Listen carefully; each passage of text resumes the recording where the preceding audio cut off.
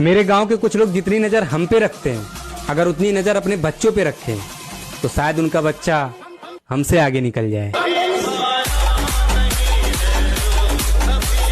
जिनके घर में भी तुलसी जी हैं, अगर तुलसी पर मंजरी आ जाए, समझ लीजिए ये बहुत ही ज्यादा शुभ होता है। माँ लक्ष्मी की कृपा आपके पर बरसने वाली जब होती है तब ये शुभ संकेत आपको देखने को मिलता है। लेकिन जैसे ही मंजरी आए आपको मंजरी को तोड़ लेना चाहिए। ये जो तुलसी दल होते हैं ये विष्णु जी को बहुत पसंद है। अगर आप मंजरी विष्णु जी पर अर्पित करते हो तो आपके ऊपर विष्णु जी का आशीर्वाद बनता है। अगर आप मंजरी को लाल कपड़े में बांध कर किसी मंदिर में कहीं पर भी छुपा देते हो अपने घर में, ये समझ लीजिए आपके घर के जितने भी सदस्य हैं उनकी शारीरिक और मानसिक हालत सही होने लगेंगी। अगर आप यही मंजरी अपने पर्स में रख लेते हो, आपके पास पैसे की तंगी नहीं बनेगी। यही मंजरी अगर आप लाल कपड़े में रखकर साथ में एक चांदी का सिक्का रखकर या लाल कपड़ा बांधकर अपनी तिजोरी में रख देते हो, आपके घर की तिजोरी में कभी पैसे की कमी देखने को नहीं मिलेगी। क्या तुम मेरी इस बात को मानोगे कि प्यास बुझने के बाद खाली बोतल भी हमें भारी लगने लगती है? और अगर आप समझदार हो तो ना मैं प्यास की बात कर रहा हूँ और ना किसी खाली बोतल की।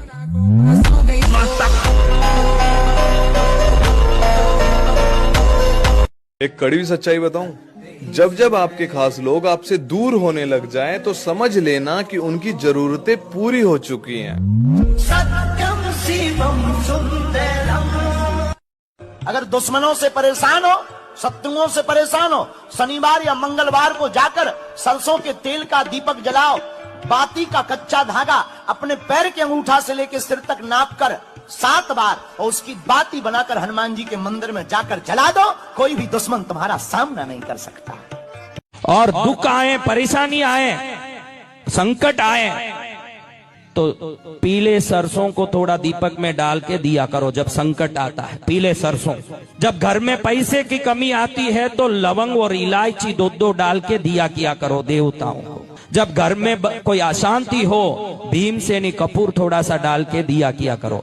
दीपक जैसे करते हो वो वैसा फल देता है। अलग अलग दीपक अलग अलग फल देते हैं, इसलिए दीपकों को विवेक के साथ करो और कुछ करो ना करो दिया जरूर करो आप। अगर आपको ये पता करना हो कि आपके घर में कोई नकारात्मक शक्ति का प्रभाव है कि नहीं, आपके घर के आसपास कोई भूत, प्रेत, पिशाच, कोई ऐसी शक्तियां है कि नहीं, तो आपको मैं एक आसान तरीका बताता हूँ। एक स्वच्छ पानी लीजिए ग्लास में, उसमें नींबू डालिए। अगर नींबू बैठ जाए तो समझ जाइए कि आपके घर के आसपास भूत प्रेत है, कोई नकारात्मक शक्ति है। अगर नींबू नहीं डूबता है इसका मतलब आपका घर स्वच्छ है, किसी भी तरीके की कोई नकारात्मक शक्ति वहां पर नहीं है। और अगर नींबू बैठ जाए तो समझ जाइए कि आपके आसपास, आपके घर के आसपास या आपके घर के अंदर या उसी कमरे में कोई ना कोई नकारात्मक शक्ति है जो आपका अहित करना चाहती है।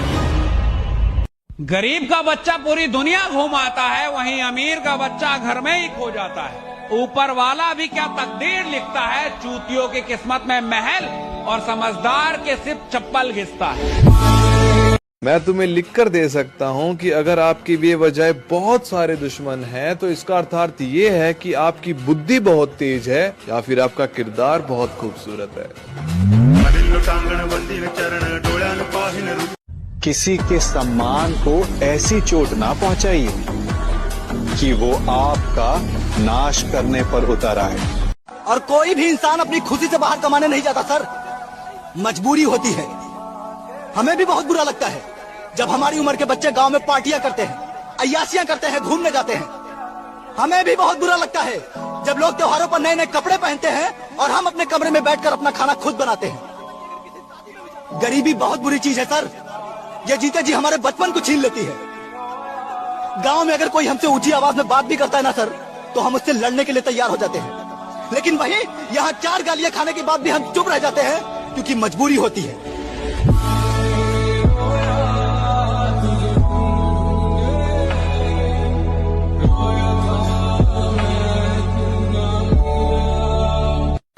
पैसा ये दुनिया की वाहिद ऐसी चीज है जिसको छूने से पहले लोग जात पात नहीं देखते कि ये किस जाति का है, ये दलित का है या ब्राह्मण का है, ये अमीर का है या गरीब का है। इसको छूने से पहले किसी ने हाथ धोए थे या नहीं धोए थे, इससे कोई फर्क नहीं पड़ता।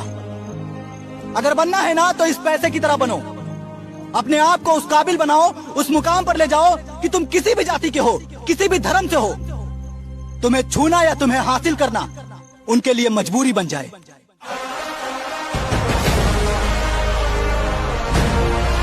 एक कड़वी सच्चाई बताऊं, जब तक काम आओगे तब तक पूछे जाओगे और काम निकल जाने के बाद फिर धक्के खाओगे।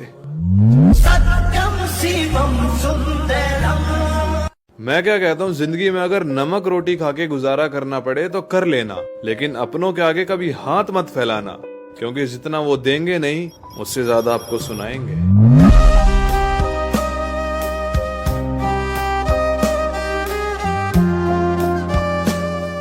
मैं कहता हूँ, जिंदगी में अगर आप गलत ट्रेन में चढ़ जाए तो कोशिश करना कि पहले ही स्टेशन पर उतर जाए, वरना जितना आप आगे जाते जाओगे उतना आपको वापस आने में परेशानी होगी। और अगर आप समझदार हैं तो ये बात ना ट्रेन के लिए थी और ना किसी स्टेशन के लिए।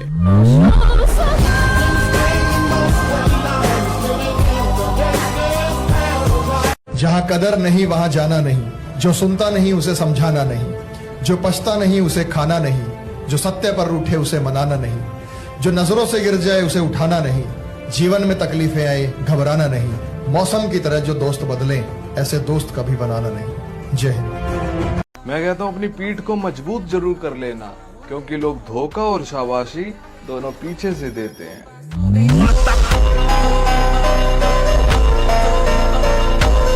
देखो भाई, अगर आप चाहते हो कि जिंदगी में आपका रिश्ता खराब ना हो तो प्रॉपर्टी अपनी माँ के नाम रखना और लोन अपनी पत्नी के नाम।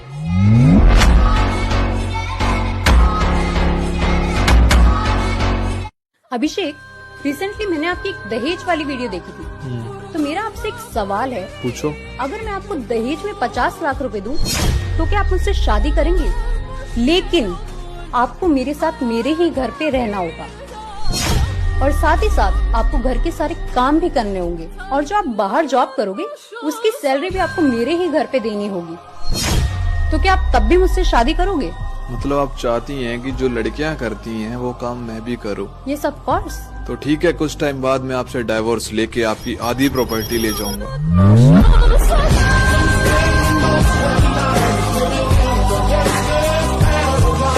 यार अभिषेक, मैंने आपकी जितनी भी बातें सुनी है उन सभी बातों में सच्चाई है, तो आज भी एक कड़वी सच्चाई सुना दो। तुम्हें पता है, हर लड़की सिंगल होती है,